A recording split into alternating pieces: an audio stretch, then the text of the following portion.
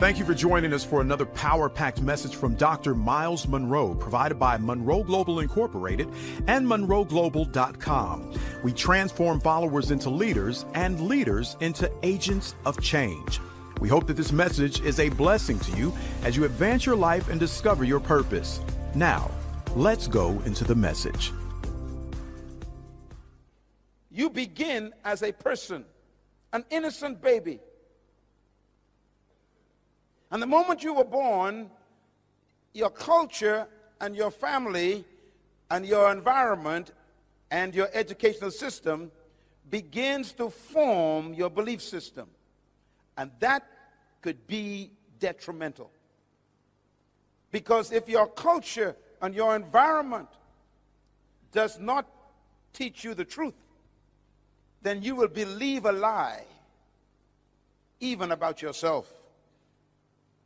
And your belief system becomes your personal philosophy, out of which you influence other people. And that's why the foundation of your public leadership is determined by your private belief system. And that is why I am teaching you carefully, line by line, to challenge your ideas about yourself. Because you came out of a history, just like I did, where we were formerly oppressed by colonial imperialism, which taught us some ideas that were not true about you. You were trained to be maids and yardmen and farmers and workers on plantations and serving tea and cooking for people. You were not trained to own a business and build a company and lead a country and buy your own oil field or invest in your own gold mine. It's always somebody else doing it, because you've been trained that you cannot and should not try to own an oil company. And so we accept the idea. So our philosophy says we cannot own that. So we have been trained to be an employee, not an employer. As a matter of fact, we've been so brainwashed by the wrong philosophy that we are afraid to own things. We are afraid of success.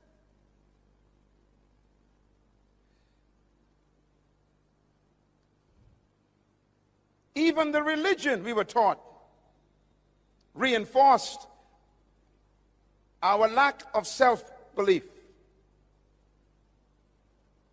You know what you were taught for the last 100 years in religion. Your doctrine came from another country. Your belief system was imported by people who owned your forefathers. And they taught us songs to sing, didn't they? Songs like, I got a shoe, you got a shoe. All of God's people got a shoe. When I get to heaven, I'll put on my shoe. I'll walk all over God's heaven. Interesting song. So the enslaved, oppressed person sang that song. And they sang it to the master, the oppressor. They said to the master, I got a shoe and you got a shoe. Both of us are God's people. We got shoes. You wear yours now, I'll wear mine in heaven. That's a dumb song. But we sang that in churches and believed it. And even had the spirit on it. I got a shoe. That's a dumb song. What you're telling the master is, you You prosper now, I'll stay poor now, I'll be rich later.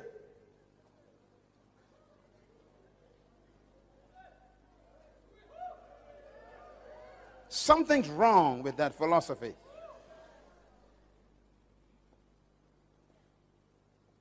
And so they make us afraid of prosperity. They say things like, you don't want to prosper, you might forget God. So stay poor and you'll stay humble before the Lord. Philosophy.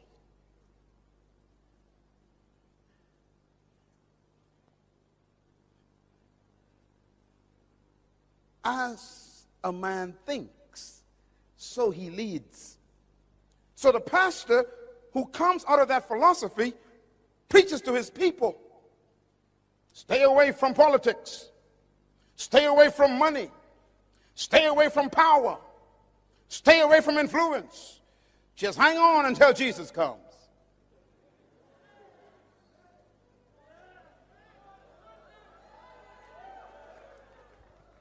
And that is what we preach. We actually preach to our people that they should not be leaders. And they should not own. And they should not have influence. And that's why the Creator sent me to talk to my cousin. You are a ruler. You are a owner. You are an employer. You can run any business.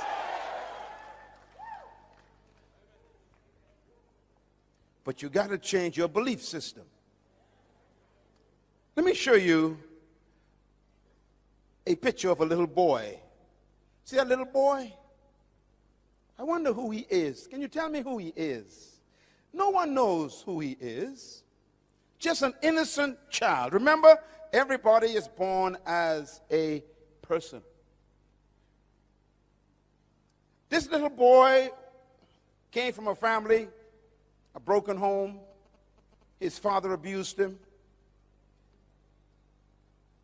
His father was religious, but yet beat him, hurt him.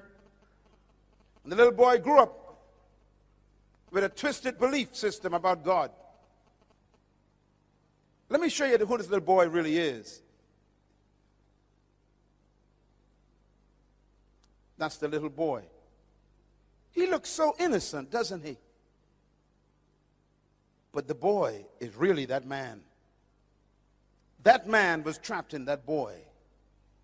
His name is Adolf Hitler. His philosophy was very serious because he believed in an idea that he picked up from the Romans. And I want to close this session talking about the Romans, because Papua New Guinea is ruled by the same ideas that the Romans had.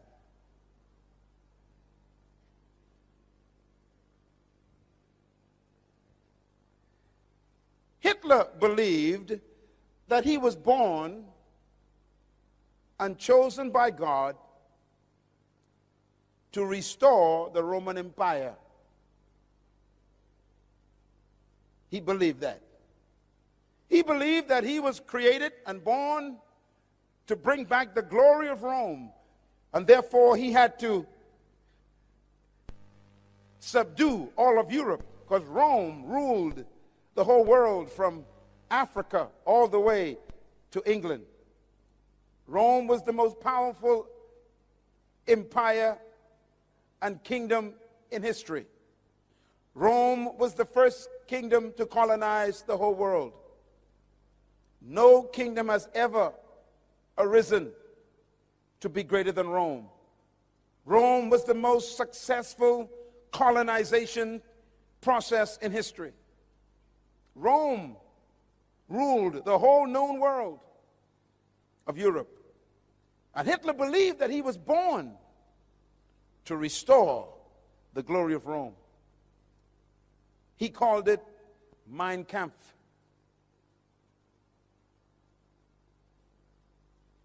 Where did the Romans get their ideas from? And this is important to think about leadership. The Romans conquered the Greeks.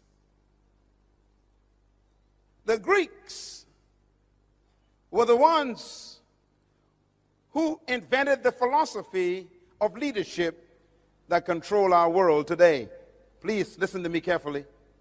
Because Jesus was born under the Roman Empire in a Roman colony controlled by Greek ideas.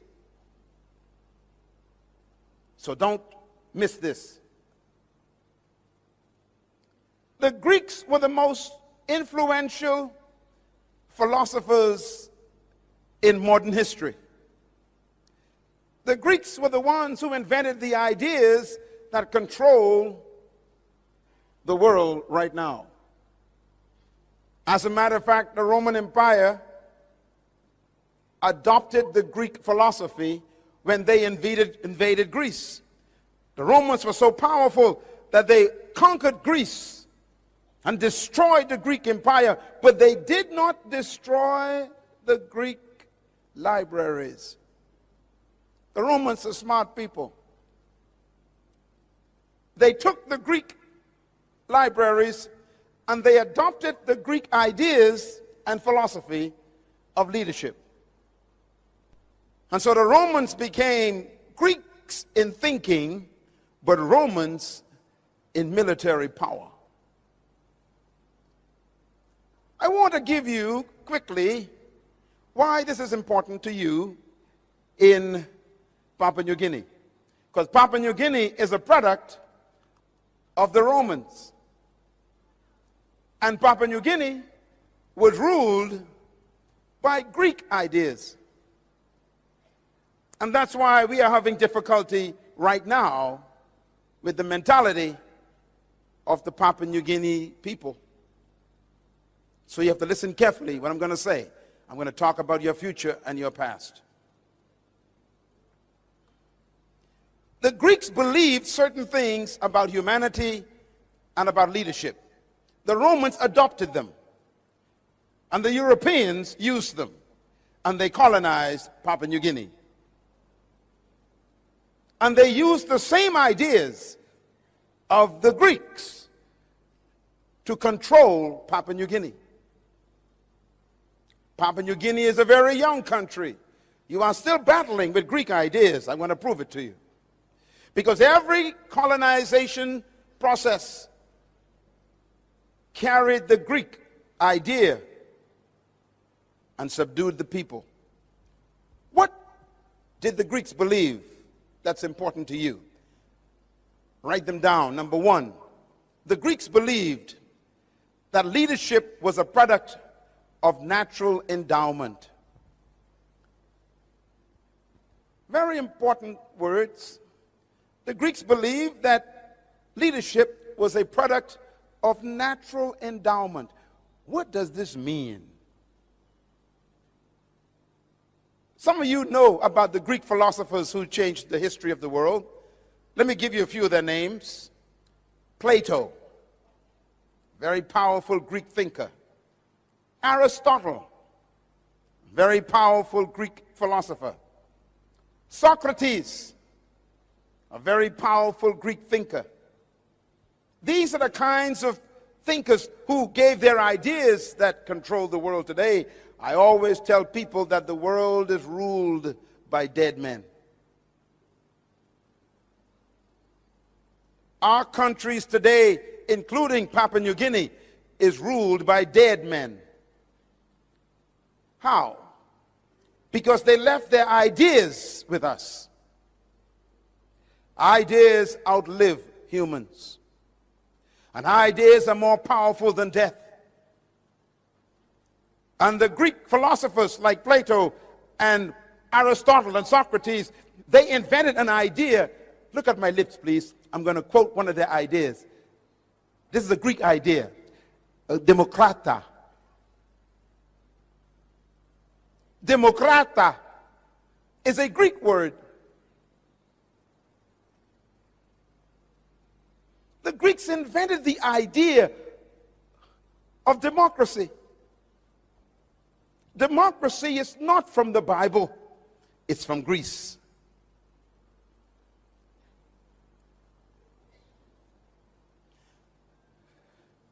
The Greeks developed the idea of what they call politis. Politis is a Greek word. It means chief citizen. Politis. It's where we get our word politician from. It's a Greek idea. What's a politician? A politician, the Greek says, is a person that the people give their authority to and make them chief citizens over them. It's a Greek idea. It's when people give their power to one person and tell that person to lead them and to rule them. It's called the power of the people given to a chief citizen called a politis. Listen carefully, please. Jesus Christ was born under that policy. The Romans adopted the idea that leadership was a product of natural endowment. What do they mean by that? The Greeks believe that some people were born naturally endowed with certain distinguishing factors that made them superior to others. For example, listen carefully. The Greeks believe, number two, that leadership is a product of birth traits. Birth traits. What do we mean by that? The Greeks believe that certain people were born naturally endowed to be leaders because they had certain traits that made them superior to other humans.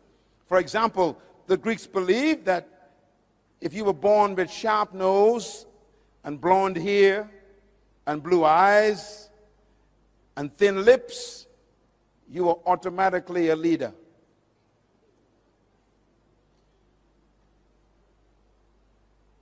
You can read this on the internet if you want to. It's all there. The Greeks believed that if you were born with fair skin, that means if your skin was light, fair, and you had sharp nose and blue eyes, and your hair was yellow or blonde, you were naturally a leader. You were chosen by the gods to be a leader. Now you know if that's true, there's no hope for me. I got a big nose. My eyes are brown. My skin is dark. And my hair ain't blonde. So the Greek says if you were born without sharp nose and light skin and blue eyes and blonde hair, then you were automatically a slave. The Greeks believed that. The Romans adopted it. And so there's no hope for you being a leader. You got the wrong skin, the wrong nose, the wrong eyes, and the wrong hair. Follow me? The Greeks also believed that leadership was a product of providence. Very important word, providence. Providence is referring to the gods. The Greeks believed in many different gods. And the Greeks believed that if the gods chose you to be a leader, then you were automatically superior to everyone else. If the gods did not choose you to be a leader, then you were automatically a slave and a follower for the rest of your life. In other words, the gods choose leaders. Well, think about it. So if you were born with dark skin and brown eyes and a big nose and thick lips, then the gods chose you to be a slave. That's what they taught. That's what they believed. That was their philosophy. The Romans adopted that philosophy. Let me give you one more the Greeks believed. The Greeks also believed that leadership is a product of charismatic personality. The word charismatic is a Greek word. It's the word charisma. Do you know what it means? It means gifts of the gods. Charisma, gifts of the gods. Charisma means the gifts that the God gave a person, which means they were very confident and they were very extroverted and they had a light personality and they were talkative and they were communicative and they had extroverted attitudes. They were exuberant. The Greeks say that was the gifts of the gods. So if you were quiet and timid and not extroverted, then the Greek says you are a slave. And this is why when the Romans conquered the Greeks and adopted this idea, they told the slaves, you must be seen but not heard. And I only supposed to see you when I need you, and you never speak.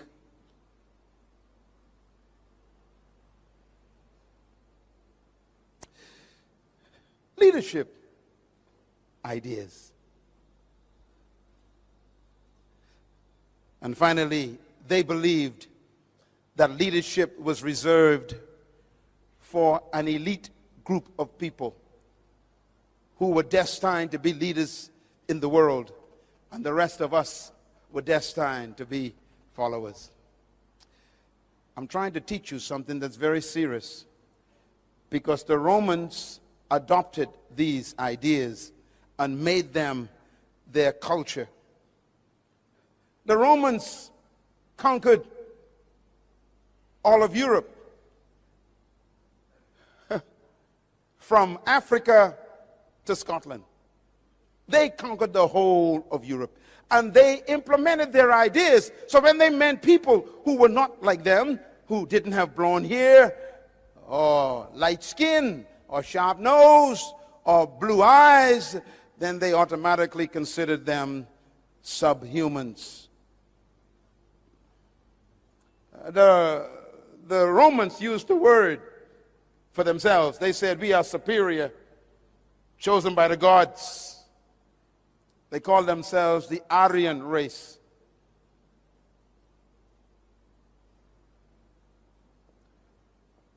Now I'm going to give you the most important information today. Here it is. The Roman Empire ruled the entire known world, from Africa to Great Britain. The most powerful kingdom on earth under Caesar.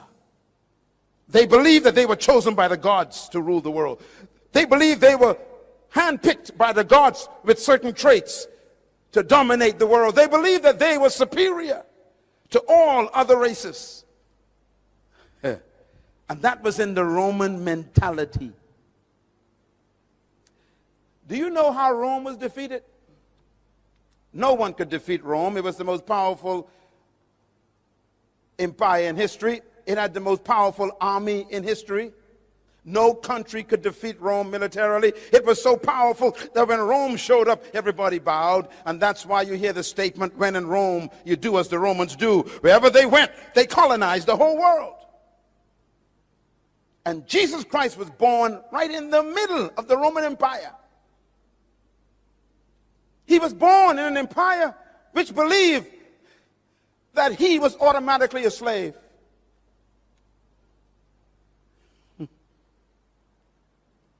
And that's why they treated the Jewish people through whom he came as dogs. Jesus Christ was born in a colony just like me. He was born subjugated by a powerful colonial power called Rome, just like you. He was taught that he was born to be a second-class citizen. He was taught that he was born to be subjected. He was taught that if some soldier in the Roman Empire asked you to take your cloak off and give it to them, you had to give them your clothes if they were cold. He was taught that when a Roman walked in, you stand up and bow. He was taught if the Roman gave you his shield to carry for a mile, you got to take it. He was taught if a Roman soldier got tired carrying his spear, he could say, here, take it for me, and you have to take it. He was taught that he was not a leader, he was a slave.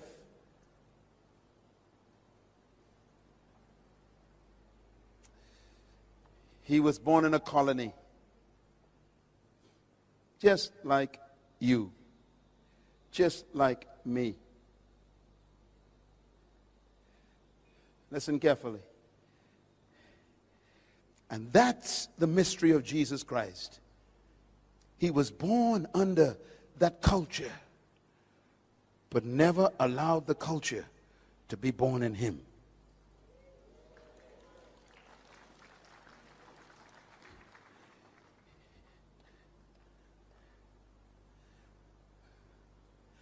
Let me explain Papua New Guinea. When the Roman Empire was defeated, it was not defeated by an army. It was defeated by what destroys most countries. The Roman Empire was destroyed by immorality. As a matter of fact, history teaches that the Roman Empire was destroyed by the loins of their leaders. Your loins are right here. Their sexual life destroyed them. They died from the inside. They decayed from immorality. 14 Caesars, 12 were homosexuals. They slept with boys, not women. They fell in love with their lust to the point where they became so immoral that they began to have men marrying men. It's as old as 2,000 years ago. They were destroyed by their lusts of the flesh. When a country begins to embrace immorality, their demise is on the way. When a country begins to sanction immoral acts that God condemned, don't worry about that country. They are dying. No matter how powerful your guns and military weapons are, if your morality becomes a cancer, your weapons become useless. And Rome died in the bedroom.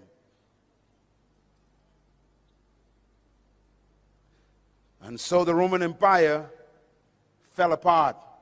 It broke up through strife. Look at me, please. This is important. When the Roman Empire fell apart, it broke up into small little kingdoms. It used to be one kingdom, but now it became many kingdoms. Let me name some of the kingdoms that the Roman Empire became. There was a kingdom called Franco. We call it France today. That was a Roman kingdom. The second kingdom was Spanian. We call it Spain today. It's a Roman kingdom. Another kingdom was called Portugal. We call it Portugal today. It was a Roman kingdom. Another kingdom that came from the Roman Empire was Anglo-Britannia. Anglo-Britannia.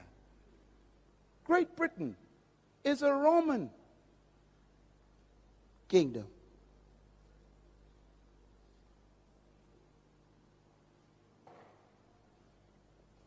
We call them England today. Anglo. Light skin. Interesting, all of these kingdoms have the Roman philosophy. And they decided to expand their kingdoms. And so the French and the Spanish and the Portuguese and the British sent their ships out They are Roman in their minds, Greek in their thinking, and they come to take over territories.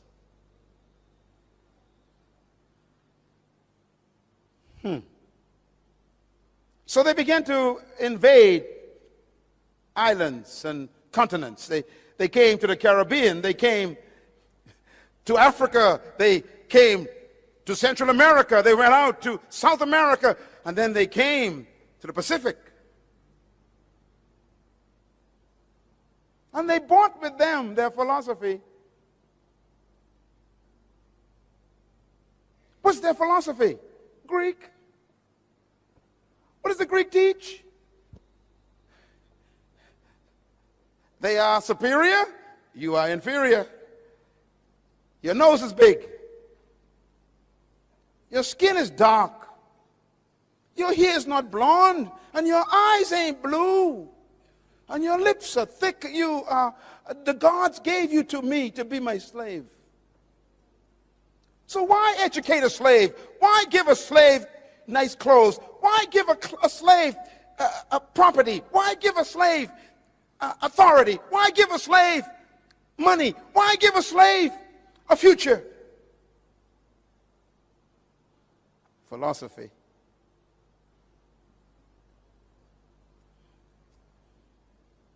And so is the story of colonization. It's easy to sell a slave. After all, they're not chosen by the gods. Now let me say something very quickly before I wrap this up. Every philosophy comes from an ideology. Ideology means ideas. Every ideology needs a theology to justify it. So every time there's a philosophy and an ideology, there must be a theology to give it credibility. And this is why religion was used to even justify the ideology of superiority. Do you know what they taught us when I was a child? They said to me, "You fell out of the sky." We had no idea where we came from.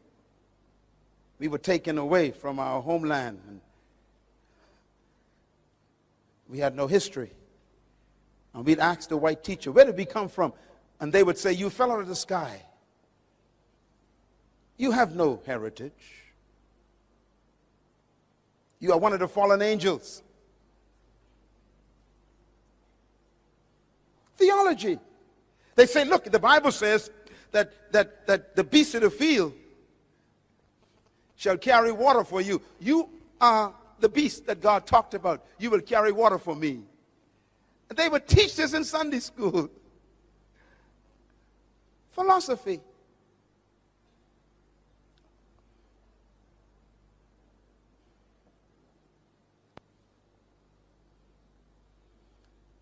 And here we are now, still under Democrat. 200 years equal to others. 200 years of miseducation that you cannot think sophisticatedly.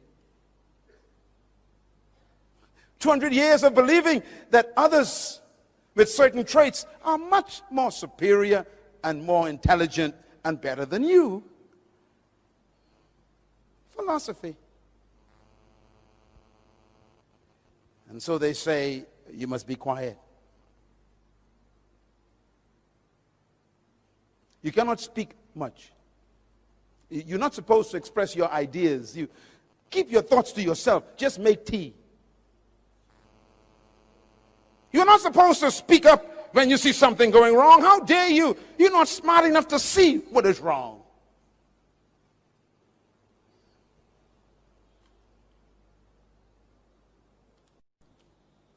Leadership problems. Here's the biggest one. Since you were chosen by the gods to be followers, why waste my time on you, training you to be leaders?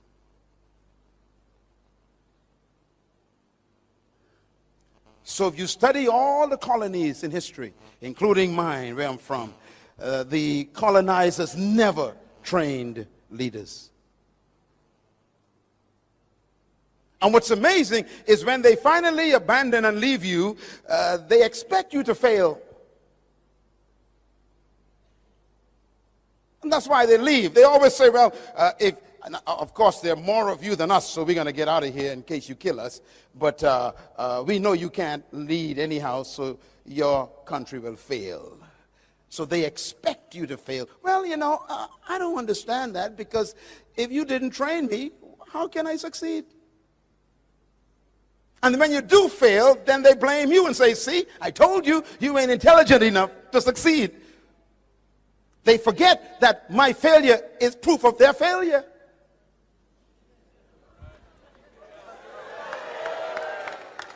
And that's why this leadership training series is important. I have come to correct 200 years of history. You are a leader. You can run this country. You can lead the world.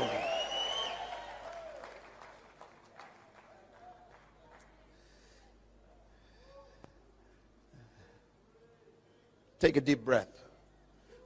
Tell your neighbor, I was born to lead. Clap.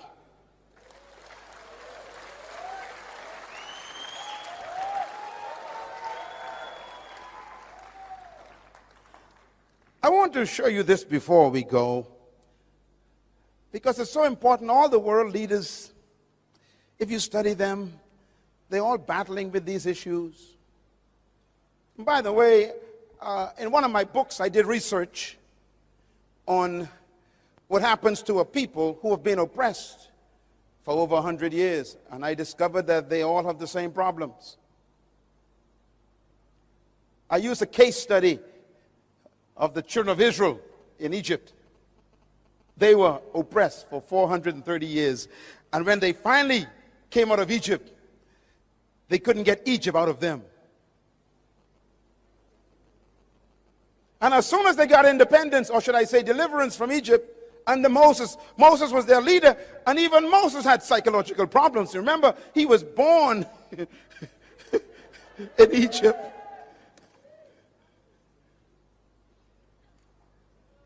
But you'll remember that when they came out of Egypt, they didn't go into freedom. They was just delivered. Don't confuse deliverance with freedom. Papua New Guinea is not free yet. You are simply delivered. You are in the desert.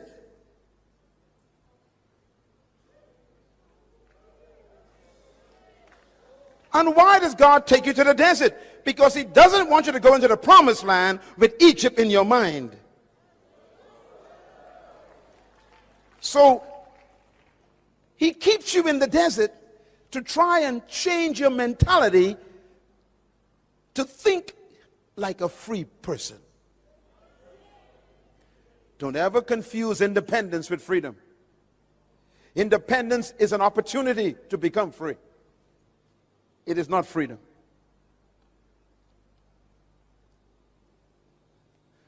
They were delivered from Egypt. They were independent from Egypt, but they still wasn't in the promised land. You are not yet in the New Guinea that God promised you yet. Because that Papua New Guinea requires a new kind of mentality.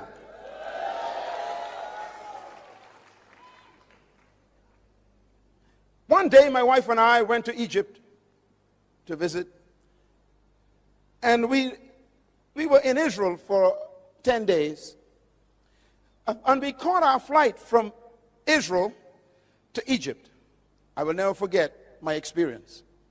We took off from Tel Aviv. And before I could fix my seatbelt, the announcement came over the PA system. Please prepare for landing.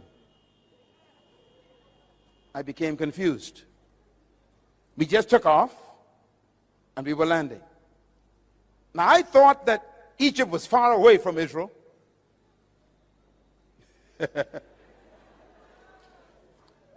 And so I became confused. I said to the flight attendant, I said, excuse me, ma'am, is there a problem? She said, why? I said, why are we landing? She said, we are about to enter Cairo, Egypt. I said, but we just took off from Israel. She said, yes, sir. I said, but we didn't fly. She said, I know. I said, we're landing. She said, yes, we're landing. I said, wait a minute. It's only been 20 minutes. She says, yes. I said, wait a minute, lady. I was in Israel. That's Canaan, the promised land. And in 20 minutes, I'm in Egypt. She said, yes. I became confused. I started calculating. Let's see. 40 years.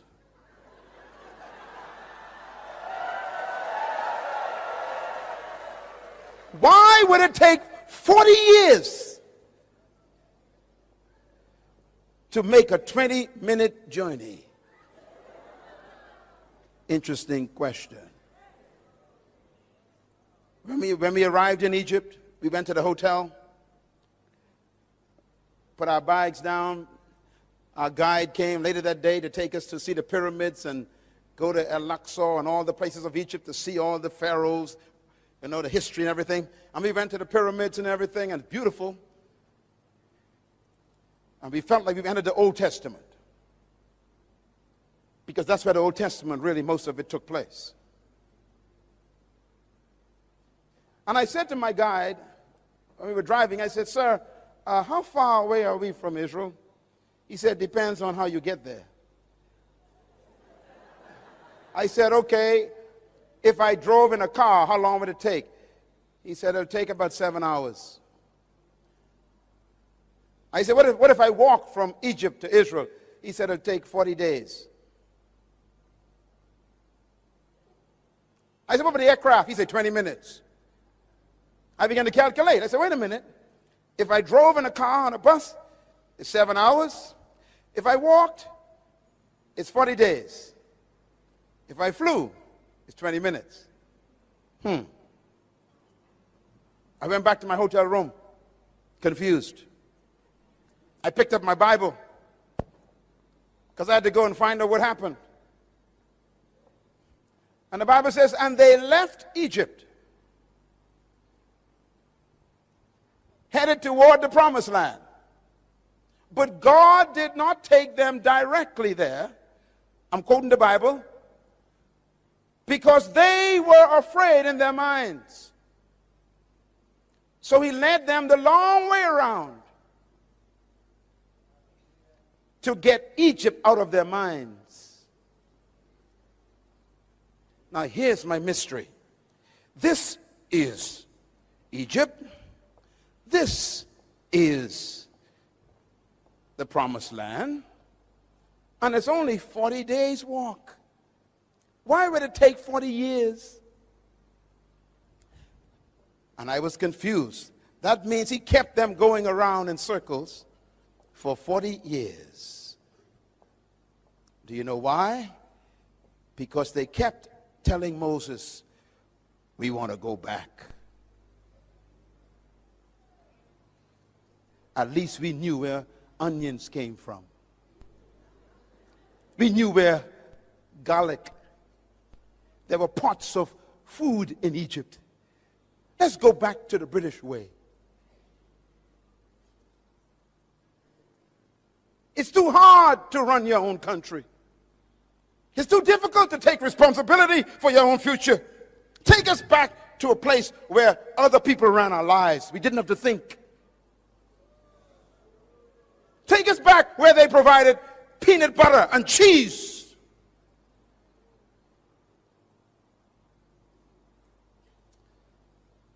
And God says, none of you will enter the promised land because you don't want to get rid of the Egypt thinking.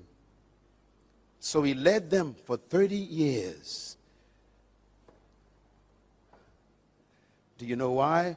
Because 40 years is a generation. That means he kept them going in circles until he got what they were carrying.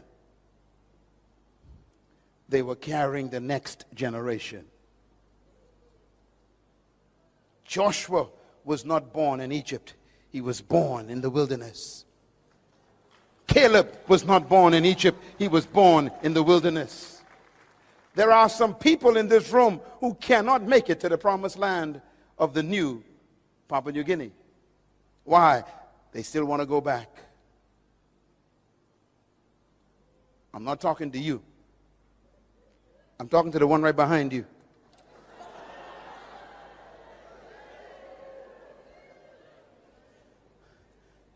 And this is why the young generation is the hope of Papua New Guinea. And I say to the older members of this great country, ask God to change your mind. Ask him to deliver you from the scent of oppression. Ask him to give you a miracle, not in your body, but in your mind. Because their mind kept them out of the promised land. It's amazing. God healed their body, but never took them to the promised land. He fed them food, but never took them to the promised land. He kept their clothes for 40 years, but never took them to the promised land. In other words, God will preserve you until he gets what you want from you, and then he'll kill you. If you don't want to change your mentality, he'll bury you in the desert.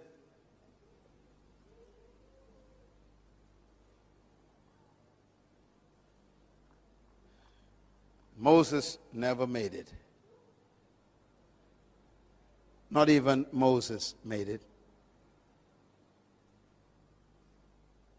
How close are you to the true Papua New Guinea? Can you see it? You know, 2 hours ago, I was sitting with your Prime Minister. We spent almost an hour together today. And I asked him a question 3 times. Same question. I said, Mr. Prime Minister, what is your vision for Papua New Guinea? What do you see as the new Papua New Guinea?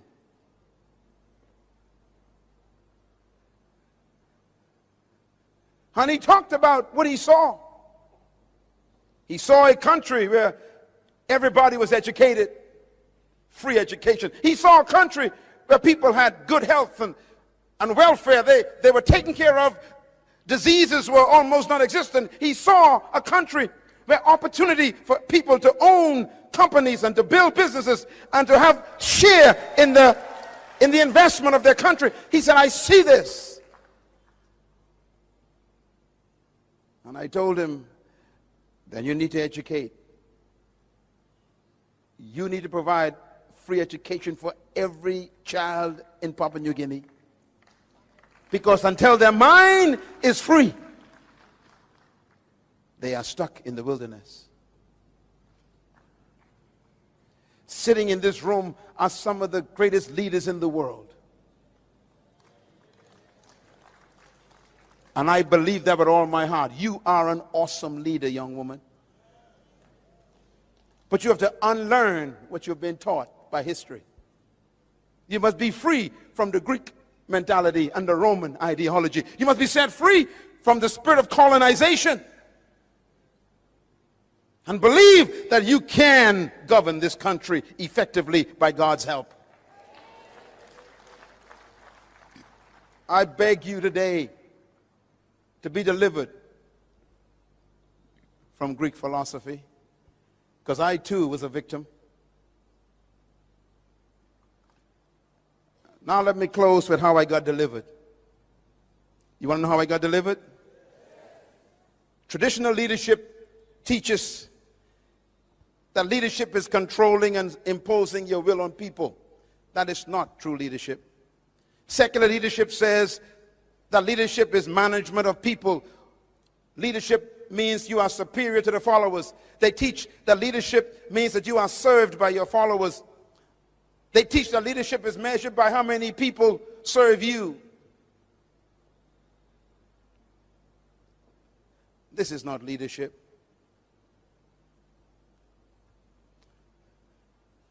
Please go back and invest in those books, because until you get mentally free, you'll never make it to the new Papua New Guinea. The promised land is a beautiful one. I'm afraid for this country. This country has so much wealth in it now that we need true leaders to govern it. And that's why you're here today. Maybe God is preparing you to go into political life, to govern this country in the fear of God, intellectually stimulated by the truth about yourself, where you do not harm people. Here's my philosophy of leadership. It's opposite to the Romans. Number one, I believe that trapped in every follower is a hidden leader. Number two, I believe that every human being was created to lead and designed to dominate. Number three, I believe leadership potential resides in every human being. Number four, I believe that you were born to lead, but you must become, through a process, a leader. And number five, I believe that true leadership is not doing things, but manifesting yourself. I believe with all my heart that the purpose for true leadership is not to maintain followers, but to produce other leaders. I believe these things as my philosophy. And that is why I travel around the world to come here to wake up the sleeping leader on the inside of you. My philosophy helps me set people free, not oppress people. My philosophy helps me believe in your equality, not your inferiority. Where did I get my philosophy from? I got it from the one who created all humanity. And here's the bottom line. Genesis chapter 1, verse 26. It says, and God said, let us make man, how? In our own image and in our likeness. Why?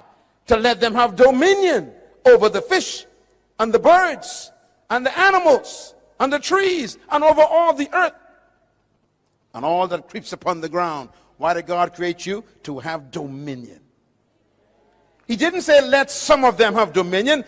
He said let all of them be dominators. Tell your neighbor, I'm a dominator by creation. Say it loud, I was born to dominate. Shout it loud, I was born to dominate. Tell your neighbor, I'm a dominator by birth. Tell your neighbor, I was designed to dominate. Come on, say it loud, I was born to dominate. God said, let them have dominion over the earth. So the purpose for your creation is dominion. And therefore, dominion is the most important word to you. Verse 27 says, so God created man in his own image. Watch this. Male and female created he them. And God blessed them and said unto them, have dominion. That means male and female are equal before God, and they are both dominators. Clap your hands anyhow.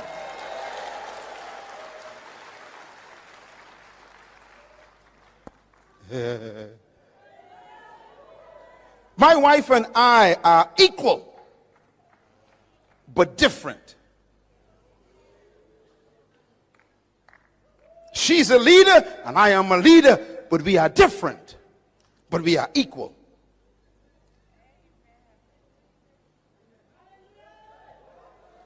Male and female created he them. And God blessed them and said unto them, both of them, have dominion. In other words, the word dominion is an important word. It tells you why you were created. I did some research for you. Write it down. The word dominion is the Hebrew word radah, R-A-D-A-H. And here's what it means. It means to govern, to rule, to control, to master, to manage, and to lead. In other words, God gave you birth to have dominion over the earth, to lead. And here's the bottom line. If God created you to have dominion, which means to govern, to rule, to control, to lead, to master, then that means he built into you the ability to do it. God built into the seed the ability to become a tree. But the seed could die as a seed.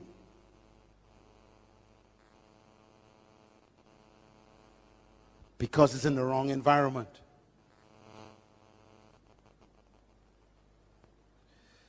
For 180 years, some of our countries have been in the wrong environment. We've been fed Greek ideas. And so we can't come forth. And that's why this leadership conference is here. Not to make you superior to anyone, to simply make you yourself. You are a leader, a dominator, a ruler, a governor, a master, a controller. Ladies and gentlemen, let me put it this way. He said, let them, which means male and female, every human being is a leader trapped on the inside. And here is the mystery of how it works. When I first met this beautiful lady, when I first saw her rather, Mother Teresa, before she died, what a woman. She was 4 feet 5 inches high. Little lady. She weighed 102 pounds. And she spoke to the United Nations. She was a nun. What made her so powerful? She discovered her gift. She discovered her purpose, her passion. Listen, please. Whatever you were born to be is trapped inside of you.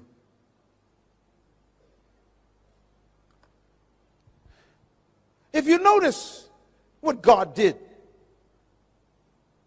God didn't just give you dominion. He specified what you should dominate. He said, have dominion over fish, birds, cattle, plants, and things that crawl on the ground. That means the only things you're supposed to dominate are fish. Check your neighbor, see if they have any fins. Come on, look around. Any fins? Any scales? Birds. Check your neighbor. Any feathers? Any beaks? Look around. Plants. Check your neighbor. Any leaves? Any roots coming out of their shoes? Things that crawl. Check your neighbor. Do they crawl on the ground on all fours? No. Then the only creature on earth that you are not commanded to dominate is another human.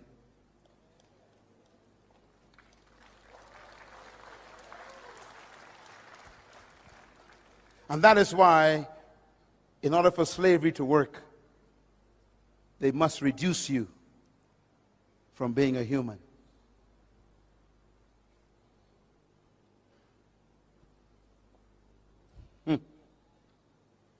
And so they call you subhumans.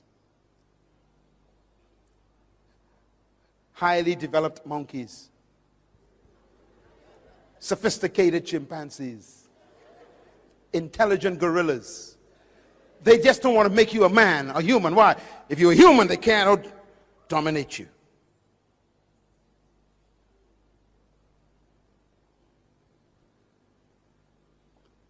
So any attempt to control, master, rule, or dominate another human is completely ungodly. That includes even a pastor trying to dominate his members. You are not supposed to control your members. They are not your property.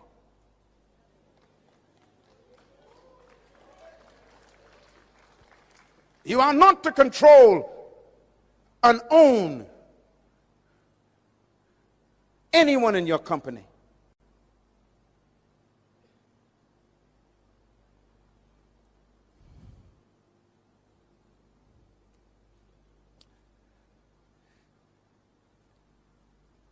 And so Jesus was living in a colony ruled by people who oppressed and dominated humans. His disciples, which means students, he was trying to change their thinking, just like we're doing today. And one day they were sitting down just like this, and he heard them talking to each other. And they were arguing, which one of us is the greatest? They must have been from Papua New Guinea. Always want to know who's in charge.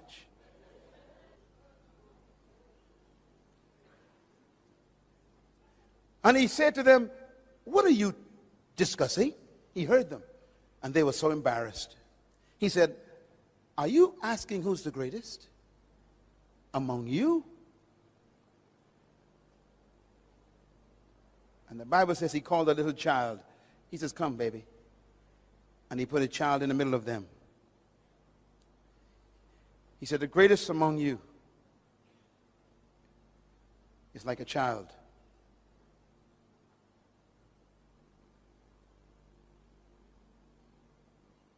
A child never desires power.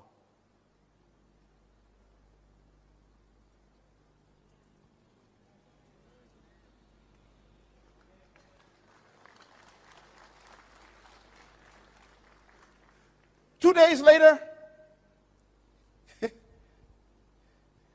he was sitting, having a meal, and two of his disciples came to him again, and they said, Mom, go and ask him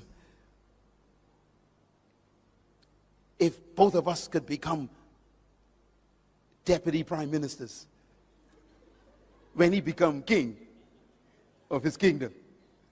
Forget the other 10. Make sure look out for ourselves, Mom." He listened to a woman. And their mother went to Jesus and said, "Sir, good master, will you make sure that my two boys sit on your right and your left when you come into your kingdom?" And Jesus was shocked. And he said, "Woman, first of all, you don't know what you're asking. You can't ask for leadership positions.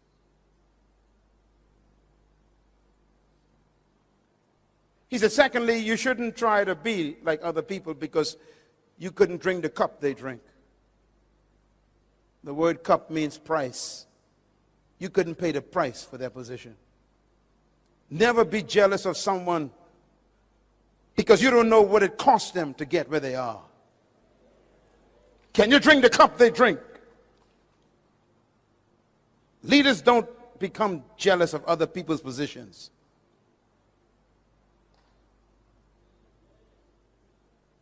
And then he said these words. To sit on my right and my left is not mine to give. These places belong to those for whom they have been determined by my Father. That means you can't even pray to Jesus for a position. Ladies and gentlemen, listen to me. It's okay. Listen. Don't look at me. This is very important. And then he said these words. You know that the Romans and the Greeks, I'm quoting Matthew chapter 20. You know that the Romans and the Greeks love to lord it over one another and lord it over the people. The word lord means to own something. That's why you call your landlord. It means owner. He says the rulers of this world love to own people like they are property. And there are some pastors who got that same spirit. These are my members. They ain't your members.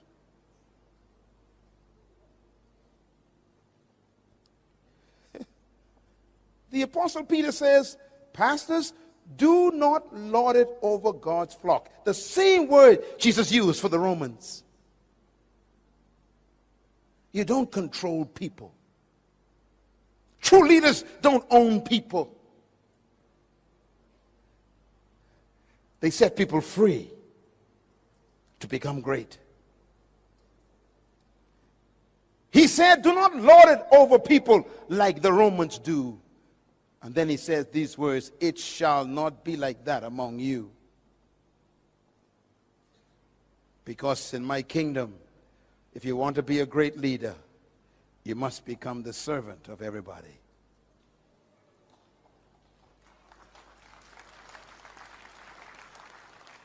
And that means true leaders serve their gift to everybody.